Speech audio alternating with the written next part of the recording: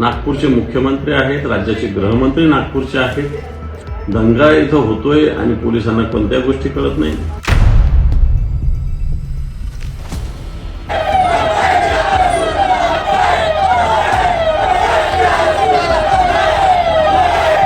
सरकारमध्ये बसलेले आदरणीय मुख्यमंत्री आहेत, त्यांचं शहर जर जळत असेल तर मग त्याला काय अर्थ उरत नाही.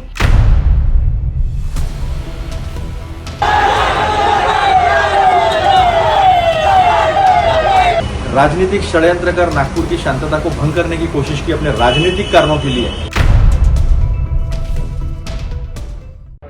ज्या पद्धतीनं नागपूरमध्ये वातावरण खराब झालेलं आहे, दंगल पेटविण्याचा प्रयत्न झालेला आहे, माझं स्पष्ट मत आहे की याला राज्य सरकार जबाबदार आहे. नागपूरचे मुख्यमंत्री आहेत, राज्याचे गृहमंत्री नागपूरचे आहेत. दंगा इथं होतोय आणि पोलिसांना कोणत्या गोष्टी कळत नाही.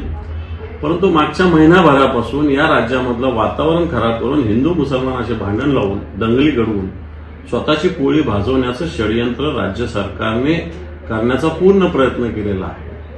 ज्याच्यातून हिंदूंचं जनजीवनही खराब व्हायचं, मुस्लिमांचं जनजीवन खराब करायचं आणि आपली राजकीय पोळी भाजायची असा उद्देश हा दिसतोय. आणि म्हणून ह्या दंगली घडवण्यास पूर्णपणे राज्य सरकार जबाबदार आहे. या जबाबदारीतून राज्य सरकारला बाजूला हटता येणार नाही. याच्यातून हिंदूंनाही त्रास होणार, मुस्लिमांनाही त्रास होणार. परंतु राजकारणाची पोळी भाजून घेण्यासाठी मला असं वाटतं भारतीय जनता पार्टी आणि त्यांच्या ज्या काही अंगीकृत संघटना आहेत त्या अशा पद्धतीने या राज्याचं वातावरण खराब करण्याचा पूर्णपणे प्रयत्न करतात. जे काय नागपुरामध्ये घडलं ते अतिशय धक्कादायक आहे. सगळ्यांनी खरं शांततेनं घ्यायला पाहिजे.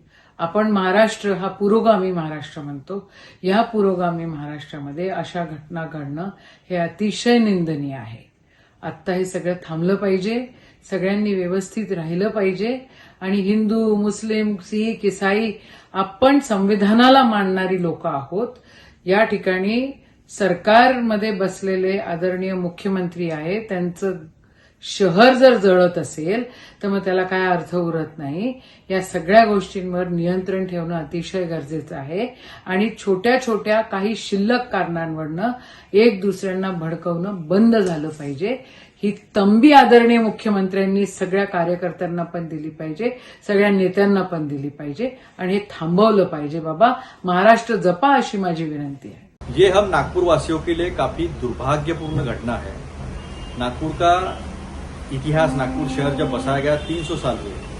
नागपुर में सर्वधर्म समभाव भाईचारा ये चरम पर है. जब पूरे हिंदुस्तान में दंगल होती थी तब भी नागपुर में कभी दंगल नहीं हुई. यहाँ रामनवमी को राम का रथ हिंदू मुस्लिम मिलकर खींचते हैं. यहाँ संत ताजुद्दीन बाबा के यहाँ जितने मुस्लिम जाते हैं उससे कई ज्यादा हिंदू जाते हैं. ताजबाग जो आधे किलोमीटर पर है वहां से मुस्लिम लोग जुलूस लेके आते हैं. छोटा ताजबाग जो सक्करदरा में है वहां से हिंदू लोग ताजुद्दीन बाबा का जुलूस लेके आते हैं और दोनों मिलकर उत्सव मनाते हैं. ये सालों की परंपरा है. किसने भी ये राजनीतिक षड्यंत्र कर नागपुर की शांतता को भंग करने की कोशिश की अपने राजनीतिक कारणों के लिए, उसका मैं पहले तो निषेध करता हूं. और आपके माध्यम से नागपुर की जनता को मैं विनम्र आह्वान करता हूं कि वो शांतता बरते. जिस किसी ने भी ये राजनीतिक लक्ष्य हासिल करने के लिए षड्यंत्र किया है उसे अगर हमें हराना होगा, डिफीट करना होगा, तो हमें शांतता बरतनी होगी. हमारा भाईचारा हमें मेंटेन करना पड़ेगा क्योंकि सुबह उठकर हम एक दूसरे को मिलते हैं. मुझे पता है वहाँ महाल में छत्रपति शिवाजी महाराज के पुतले का जो एरिया है वो कैसा है मुझे अच्छे से मालूम है. मेरा बचपन वहाँ गया है. तो मैं हाथ जोड़ के सभी नागपुरवासियों से विनती करता हूँ, जो हमारी पहचान है भाईचारे की, प्यार मोहब्बत की, उसे बरकरार रखें, मिलजुल कर रहे और शांतता बरतें.